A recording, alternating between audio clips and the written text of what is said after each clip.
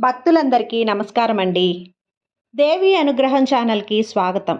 ఈరోజు మాఘమాసపు గురువారం. ఈ గురువారం రోజున పరమ పవిత్రమైనటువంటి షిరిడి సాయినాథుడి కథలను కొన్ని విందాం. షిరిడి మహారాష్ట్రలో ఒక చిన్న గ్రామం. అప్పుడే తెల్లగా తెల్లారింది. తూర్పున సూర్యుడు ఉదయిస్తున్నాడు.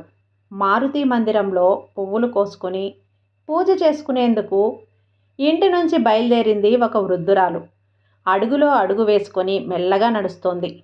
ఉదయిస్తున్న సూర్యుణ్ణి చూడాలనుకుంది ఆమె. తలెత్తి చూసింది. వేప చెట్టు మీదుగా ఉదయిస్తున్న సూర్యుడితో పాటు ఆ చెట్టు కింద ధ్యానంలో ఉండి సూర్యుడిలా వెలిగిపోతున్న ఒక యువకుడు కనిపించాడు ఆమెకి. కనిపించిన ఆ యువకుడికి 16 ఏళ్ల వయసు ఉంటుంది. తెల్లటి పొడగాటి కఫీని ధరించాడతను. తలకి టోపీలా రుమాలు చుట్టుకొని ముడివేశాడు. భుజాన జోల వేలాడుతుంది. ఎడమవైపున సటకా ఉంది. ఎవరితడు? పట్టి పట్టి చూసిందామె. ఆ ఊరివాడు కాదు. మరెక్కడివాడు? ఎక్కడ వాడైతేనేం? ముస్లిం అయితే ఉండేందుకు మసీదు ఉంది. హిందువైతే ఉండేందుకు మారుతి మందిరం ఉంది. అక్కడెక్కడా ఉండక ఈ వేప చెట్టు కింద ఉన్నాడేం? పాపం. బాబూ అని పిలవబోయిందామె. అయితే ఆ మాట బాబాగా ఆమె నోట నుంచి వెలువడింది. బాబా అంటే తండ్రి అని అర్థం. బాబా. కళ్ళు తెరిచాడు బాబా. కరుణతో చూశాడామెను. చల్లగా అనిపించింది ఆమెకు. నీ పేరేమిటి అని అడిగింది. నవ్వాడు బాబా. పేరడిగితే నవ్వుతావేమిటి? నీ పేరేమిటి అని రెట్టించిందామె. నువ్వు ఏ పేరుతో పిలిస్తే ఆ పేరుతో పలుకుతాను అన్నాడు. మాటకారివే అంది ఆమె. నవ్వింది. ఏ ఊరు మీది? అన్ని ఊళ్ళు నావే. అవునా? మరి నీ తల్లిదండ్రులెవరు? సమాధానంగా ఆకాశాన్ని చూపించాడు బాబా. అల్లా మాలిక్ అన్నాడు. వేప చెట్టు కింద ముచ్చటగా ఒక కుర్రాడు. అతనితో మాట్లాడుతూ ఆమె. ఏమై ఉంటుందక్కడ అని దారిన పోతున్న వారంతా చుట్టూ మూగారు. ఏమిటవ్వా, ఎవరితను అని అడిగారు. అల్లా మాలిక్ అందామె. ఆకాశాన్ని చూపించింది. ఆమెను నవ్వుతూ చూశాడు బాబా. కళ్ళు మూసుకున్నాడు. ధ్యానంలో మునిగిపోయాడు. పదండి పదండి. వృద్ధురాలితో పాటు అంతా అక్కడి నుంచి వెళ్ళిపోయారు. ధ్యాన ముద్రలో బాబా మిగిలిపోయున్నాడక్కడ. పగలు లేదు, రాత్రి లేదు. ఎప్పుడూ బాబా ధ్యానిస్తూ కనిపించేవాడు. పలకరించినా వినిపించుకునేవాడు కాదు.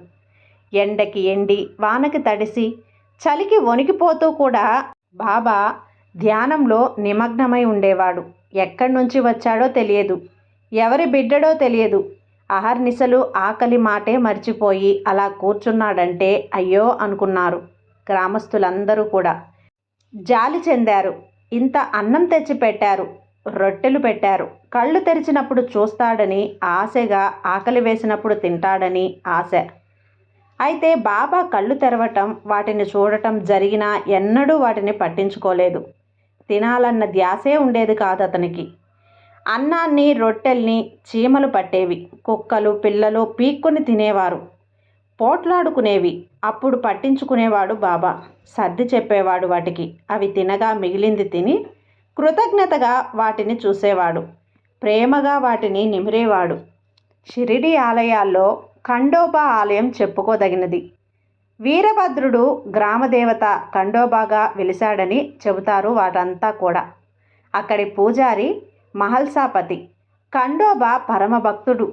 అతనికి బాబాని గురించి ఖండోబాని అడిగి తెలుసుకోవాలనిపించింది. ఖండోబా జాతర జరుగుతోంది. డప్పుల దరువులతో షిరిడి మారుమ్రోగుబోతుంది. పిల్లలు, పెద్దలు గుంపులు గుంపులుగా ఉన్నారు. ఆటలాడుతూ ఆనందిస్తున్నారు. ఖండోబా ఆవహించాడేమో. గానాచారి ఊగిపోసాగాడు. ఊగిపోతున్న గణాచారిని అంతా ప్రశ్నిస్తున్నారు. భూత భవిష్యత్ వర్తమానాలను అడిగి తెలుసుకుంటున్నారు. ఇదే సరైన సమయం. బాబా ఎవరన్నది ఇప్పుడు తెలిసిపోతుంది అనుకున్నాడు మహల్సాపతి. అనుకుని గణాచారి కాళ్ళు కడుగుతాడతను. ధూపం వేశాడు. అడిగాడిలా. వేప చెట్టు కింద ధ్యానం చేస్తూ కూర్చుంటున్నాడే ఓ కుర్రాడు, అతను ఎవరు? అలా సమాధానంగా పరుగు తీశాడు గణాచారి. అతన్ని అనుసరించారు వాళ్ళంతా కూడా. వేప చెట్టు దగ్గరకు చేరుకున్నాడతను. అప్పుడక్కడ బాబా లేడు. ఎక్కడికి వెళ్ళాడో తెలియదు. ఇక్కడ తవ్వండి అని చెప్పాడు గణాచారి. వేప చెట్టు కింద చూపించాడు. ఖండోబా చెబితే చెయ్యాల్సిందే, ప్రశ్నించేందుకు అవకాశమే లేదు. గ్రామస్తులందరూ కూడా తవ్వారక్కడ. ముందు బండరాయి తగిలింది. దాన్ని పక్కకి తొలగించండి అని చెప్పాడు గణాచారి. తొలగించారు భక్తులు. కింద పెద్ద రాతి పలక కనిపించింది. దాన్ని కూడా తొలగించండి అని చెప్పాడు గణాచారి. తొలగించారు. రాతి పలకను తొలగిస్తూ కింద కనిపించిన దృశ్యాన్ని చూసి నిశ్చేష్టులయ్యారు. పలక కింద పెద్ద సొరంగం ఉంది. కిందికి వెళ్లేందుకు మెట్లు ఉన్నాయి. మహల్సాపతితో పాటుగా అంతా మెట్ల మీద నుంచి కిందకి దిగారు. చూస్తే కింద భూగృహంలో 4 వైపులా 4 దీపాలు ఉన్నాయి. ప్రమిదల్లో వెలుగుతూ కనిపించాయి. జపమాలలు కూడా అక్కడున్నాయి. అప్రయత్నంగానే చేతులు జోడించారు వారంతా కూడా.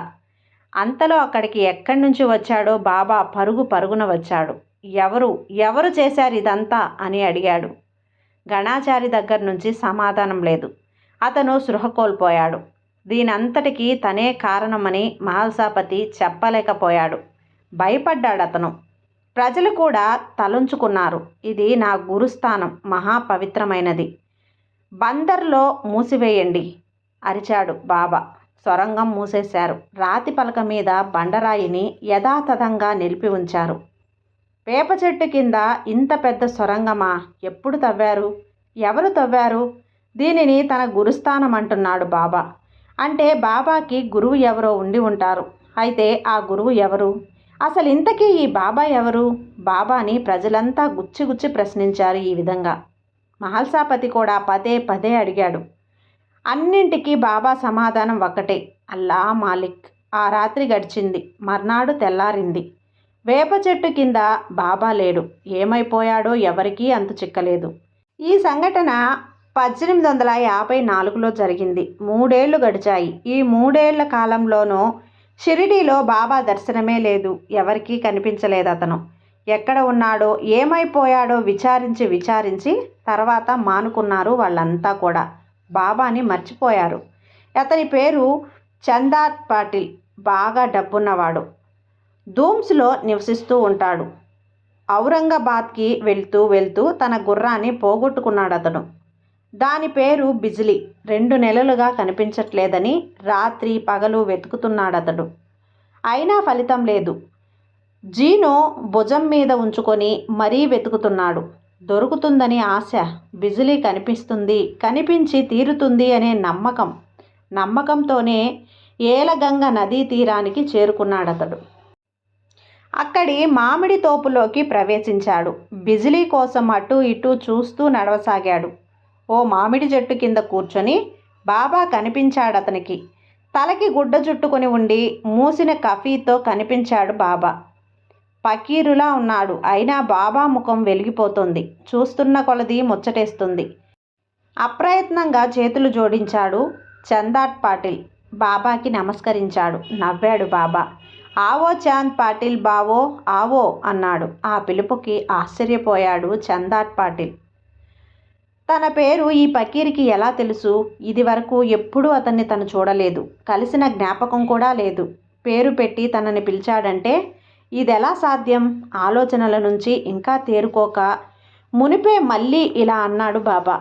తప్పిపోయిన గుర్రం కోసం వెతుకుతున్నావు కదా? నీ బిజిలీ కూడా నీ కోసం వెతుకుతూ ఉంటుంది. తన కోసం నువ్వెంతగా బాధపడుతున్నావో అలాగే నీ కోసం తను అంతగానే బాధపడుతోంది. మరింతగా ఆశ్చర్యపోయాడు పాటిల్. బాబా అన్నాడు. ఎవరో ఆ పేరును పలకమన్నట్లుగానే పలికాడతను. ఎక్కడ ఉంది నా బిజిలీ అని అడిగాడు పాటిల్. అక్కడ ఉంది, వెళ్ళి చూడు అన్నాడు బాబా. చెట్ల గుబురుల వైపు చెయ్యెత్తి చూపించాడు. బాబా చూపించిన వైపుగా పరిగెత్తుకుంటూ వెళ్ళాడు. పాటిల్ కాళ్ళు తడబడి ఒకచోట పడిపోవాల్సి ఉంది. నిలదొక్కున్నాడు. మళ్ళీ పరుగందుకున్నాడు. అటు ఇటు చూస్తున్న పాటిల్కి ఒకచోట గడ్డి మేస్తూ బిజిలీ కనిపించింది. బిజిలీ అని గట్టిగా కేకేశాడు పాటిల్. ఆ కేకకి తలెత్తి చూసింది బిజిలి. తన యజమాని ఆనందంగా పెద్దగా సకిలించింది. బిజిలి దగ్గరగా చేరుకున్నాడు పాటిల్. దాని మెడను వాటేసుకున్నాడు. కన్నీళ్లు పెట్టుకున్నాడు. పోయిందనుకున్న గుర్రం దొరికింది. ప్రాణం లేచొచ్చింది. అంతకన్నా కావలసింది ఇంకేముంది? ఎలా తప్పిపోయావు బిజిలి? ఇక్కడికి ఎలా వచ్చావు అని అడిగాడు పాటిల్. సమాధానంగా ముందుకు నడిచింది బిజిలి. దాన్ని అనుసరించాడు పాటిల్. నడిచి వచ్చి బాబాకి ఎదురుగా నిల్చుంది బిజిలి. పెద్దగా సకిలించింది. పాటిల్ కోసం బెంగ పెట్టుకున్నావు, వచ్చావు కదా, చూశావు కదా, ఆనందంగా ఉందా? నవ్వుతూ అడిగాడు బాబా. ఉందన్నట్లుగా తలూపింది బిజిలి. నీకోసం అతని కోసం నువ్వు 2 నెలలుగా బాధపడుతున్నారు. ఇక మీ బాధ తీరిపోయిందిగా, హాయిగా వెళ్ళండి అన్నాడు బాబా. పాటిల్ని చూశాడు. బిజిలీకి నువ్వంటే ప్రాణం, తీసుకెళ్ళు అన్నాడు. చేతులు జోడించాడు పాటిల్. పట్టించుకోలేదు బాబా. చిలుం గొట్టంలో పొగాకు నింపుకోసాగాడు. బాబాని చూస్తూ నిల్చున్నాడు పాటిల్. చిలుం గొట్టంలో దట్టంగా పొగాకు నింపాడు బాబా. తర్వాత పక్కనున్న పట్కా లాంటి చిట్టాను అందుకున్నాడు. దానిని నేలలో గుచ్చాడు. ఆశ్చర్యం! గుచ్చిన చోట నుంచి సర్రున నీరు పైకి చిమ్మింది. ఆ నీటిలో చేతిగుడ్డను తడిపాడు బాబా. తర్వాత దానిని పిండాడు. పిండిన గుడ్డని చిలుం చివరన చుట్టాడు. తనని గమనిస్తున్న చందాట్ పాటిల్ని నవ్వుతూ చూశాడు బాబా.